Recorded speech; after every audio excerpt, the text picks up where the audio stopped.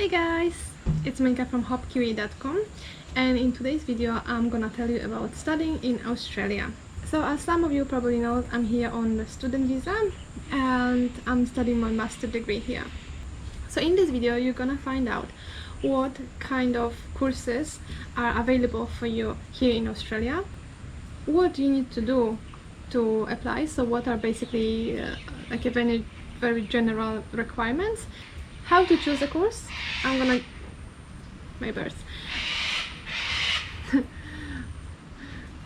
give you some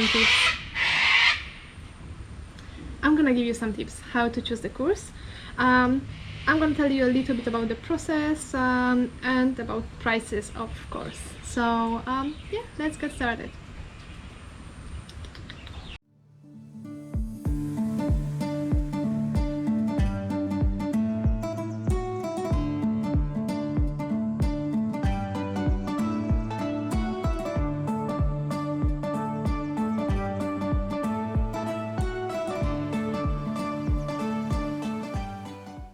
So first of all, what kind of courses you have here in Australia? So there's this kind of misconception that if you are coming here to study, you need to study only a higher education like university degree, master or bachelor or higher. And it's not entirely true. You can basically study whatever you want, which means that you can study everything from language courses, even surfing, through some tradies, yeah, to the university degree as well. So there's lots of options for you. Another thing that you need to remember is that those courses, they have different outcomes, which means that from one course you're gonna get certificate, from another one you're just gonna get the like proof of participation, which doesn't really have much value. Sometimes you can get diploma or master degree, bachelor, PhD degree, of course. So you just need to choose what really is your goal here, what you want to study. Second thing is what you need to have to enroll to the school.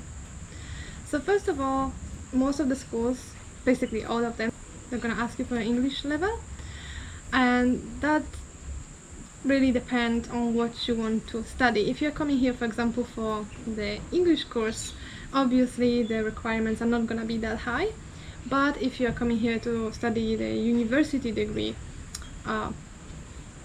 you can expect something between 6.5 to 7.5 from IELTS exam. Usually if you want to study something related with language, like let's say journalism, yeah, it's gonna be at least 7.5. But what I recommend really here is to have your English language of pretty high level, because what I realize is lots of people come here and they don't really speak English well, and you know, they struggle a bit, especially if you are coming here and to study master and you know, your English is on like B1 level, which is obviously not good. So push yourself to learn English as much as you can before coming here. Yeah, that's my tip. And what else? So if you're coming here to just study a small course, they're basically gonna ask you for your language, and they might ask you for your previous experience, maybe for your work experience, or your high school diploma. It very depends. But usually if it's just like a short course, like 6 months or something, they don't really bother too much about your documents. They basically want your money. And then coming to the university degrees or diplomas, it might be a little bit more complicated in the way that if you want to study bachelor, they're gonna ask you for your high school diploma and your marks, your performance, your work experience as well. If you want to study master degree, they're gonna ask for your bachelor degree from your home country. Sometimes as well they might ask you for a portfolio, which is as well quite important to prepare a nice portfolio with your achievements. So for example, if you were, I don't know, maybe a member of some student group, or maybe you did some voluntary work, yeah, some stuff like that, you just prepare your portfolio, put your nice pictures and show them that you are very let's say, valuable student for them. So that's basically the main requirements. So English and your previous education and your maybe work experience if you're going for a master degree. Why that is important? Because there's a chance that you can get a credit from those, which means if you, for example, want to study medicine here or nursing and you work as a nurse in your country, there's a chance that you can get some credit for previous work experience. And credit, that means that you don't really need to pass all the subjects because you already have experience in the field, which means that you are still gonna get your master degree, but you don't need to study, for example, 2 years. You may study just 1.5 years, and obviously pay less. So yeah, so that will be all the requirements. Another thing, how to choose the course. So there's few things that you need to consider choosing your course here in Australia. First of all is the CRICOS number.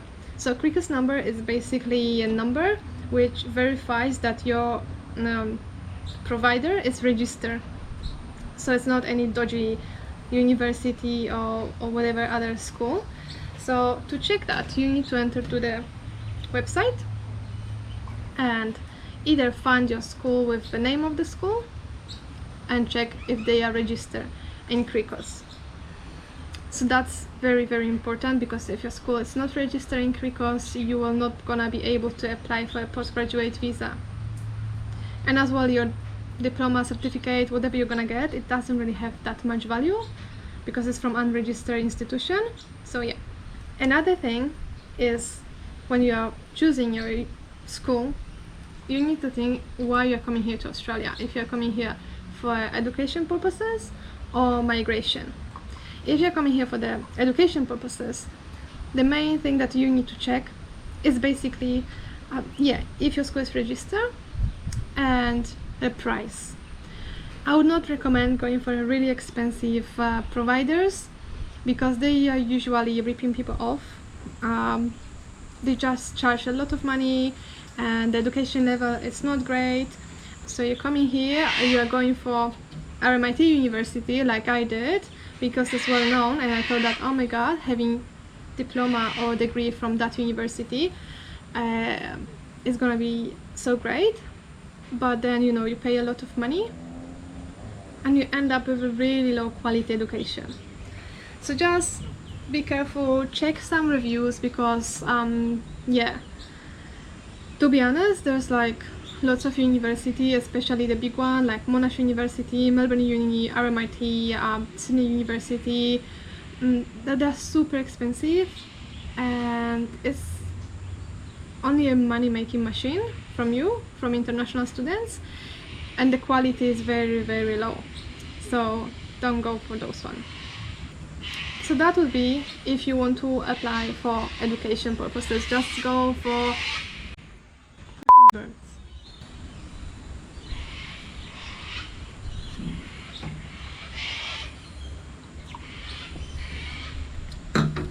So again, if you want to apply for the education purposes, go for smaller providers. It's gonna be cheaper for you. There's a chance that the quality is gonna be a little bit higher, and there's a chance that your teachers will speak English. If you want to study here for migration purposes, it's a little bit more complicated. So first of all, what you need to check is a SOL list. SOL is a skilled occupation list, and on that list you will find the occupations that are required now in Australia, which means that occupations, they open a pathway for the skilled migration and for the PR, permanent residency. So don't go for like any bullshit studying, like I'm studying tourism, which doesn't lead to anything.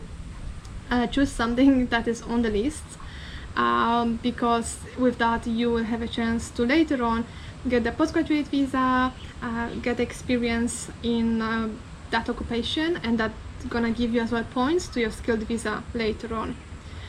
So yeah, that will be a first step. Check a SOL list, check what occupation you like maybe there's something related to your previous studies or your work experience, because as well it's important that it is actually related. It cannot be that, you know, in your home country you study to be a lawyer and now you want to come here and be a doctor, because obviously that's not gonna work. So yeah, bear in mind that it has to be somehow related. And when you choose your occupation that is on the list, then you can go and choose your course. And here again, don't go for expensive providers because you're just gonna lose money. And you know, the prestige, it doesn't really count here. To be honest, you know, the higher education doesn't really have much value in Australia anyway. You will see, when you come here, you will see that there's managers, business owners, that they don't have even, you know, bachelor degree, and that's still successful. So you don't need to go for a very expensive course. You can go for something cheap, just to show that you study for at least 2 years. And why 2 years? Because if you want to get the postgraduate visa, you need to show them that you study for 2 years at least in Australia. And how to check it, and that's as well something important to check in Crico's website, because sometimes when you enter to the school website and you see the course and it says that it's 2 years master degree of business, for example, and you are like, oh wow, that's 2 years, perfect, that's what I need for my postgraduate visa.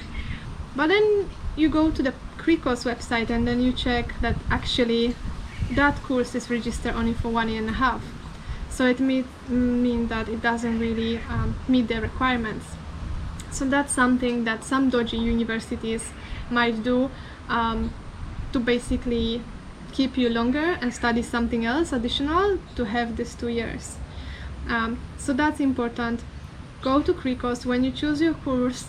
All the courses, they have Crico's numbers, like you can see on our MIT website.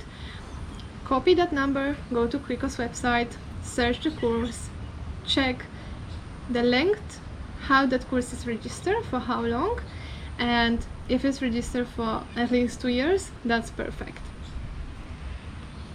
Another thing is, but that's gonna be more about the postgraduate visa, you don't really need to study this 2 years, but I'm gonna tell you about that in the postgraduate visa video, so subscribe.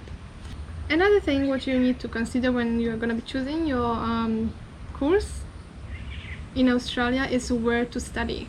So if you're gonna choose a big city, it's fine if you prefer, but living in big cities is usually more expensive, and as well it doesn't give you points to your skilled visa. So if you're gonna be thinking of migrating to Australia, choose regional Australia, which is basically everything excluding big cities like Melbourne, Sydney, Brisbane and Perth, and everything else is basically considered regional. So if you study in regional Australia, first you're gonna get points, additional points to your skilled visa, and a skilled visa is basically a point stream visa, so you need to collect a certain amount of points to get that visa. So that's the one advantage of studying regional. Another thing is that you have a chance to get your postgraduate visa for 1 additional year. So it means if you are studying, for example, a master degree for 2 years, you are gonna get 3 years postgraduate visa. And it's really great because on the postgrad visa you can work full-time and you can get that experience that you need for the skilled visa or for PR. So yeah, that's something that I would consider really. We didn't know about that when we came here on the student visa. We came to Melbourne and we chose very expensive university without really any chance to stay. That's why we moved now to Gold Coast. But yeah, another thing is a process, and the process is usually very easy and very straightforward. So first of all, if you are thinking to study a small short course, some of those providers, they don't have very long complicated application process. Sometimes it's just, you know, to fill the form and send it back, and that's it. So what I recommend to do, you find a school you like, you send them email like, you know, like, I really like that course, I would like to study, I'm thinking of coming to Australia in, let's say, in 6 months, blah blah blah, what I need to do to enroll. And they're gonna send you all information, the price, the length, and you know, the application form. So you basically need to fill that application form, send it back. Later on you're gonna get enrolled, you pay, that's it. So easy peasy. With the master degrees and bachelor degrees, sometimes require more documents. So usually, let's take an example here with RMIT. You enter to the RMIT website and you find a course you like. Again, I don't recommend RMIT, but I know that website, that's why I'm using that one. So you enter, you find a course you like, you check the request number, everything is fine, and they will give you a massive red button, apply. So you just click apply and you are going to application form, which is basically like an online account when you need to fill your, you know, name, country, and then you need to upload some documents, your previous maybe certificates, diplomas, your IELTS certificate, or if you have a different language certificate and different, your portfolio, and all required documents. And then you just basically click apply, and usually you will get response really quickly, maybe within few days. Then you need to pay, and you are in the uni. To be honest, like, I did that mistake that I apply with my agent, and obviously agencies, they always gonna push you for the most expensive universities because then they get bigger commissions. So yeah, they sometimes don't really work in your favor. So if you can do it yourself, if you're not afraid, you can do it yourself. If you feel like it's too complicated, again, send an email to the university, tell them that you want to apply, but the application online is quite difficult, how you can do it. And usually all universities, they have few people assigned to be helping new students how to enroll, and they can do all the process for you basically, and they can do it for free because, you know, they work for that university and you're gonna pay them a lot of money. So like I said, you don't really need the agency for that to help you. Maybe later on with the student visa, if you feel that you will struggle, because that's a bit more complicated. But to apply to the university or for a course, it's really easy. Like I said, most of the time they just want your money, so that means that they want you. So the agencies are gonna tell you that you know, oh my god, that university is the best because it's so prestigious and you're gonna, I don't know, it's worldwide recognized and blah blah blah. And yeah, and it's so difficult to apply because you will need all those documents and blah blah, and it's not really difficult, you can do it yourself, so don't stress. Okay, and another last point, costs, because that's probably something that might be very interesting for you. So costs of those courses depend on basically length, level, location very often. So obviously courses in big cities like Melbourne, Sydney, they're gonna be more expensive.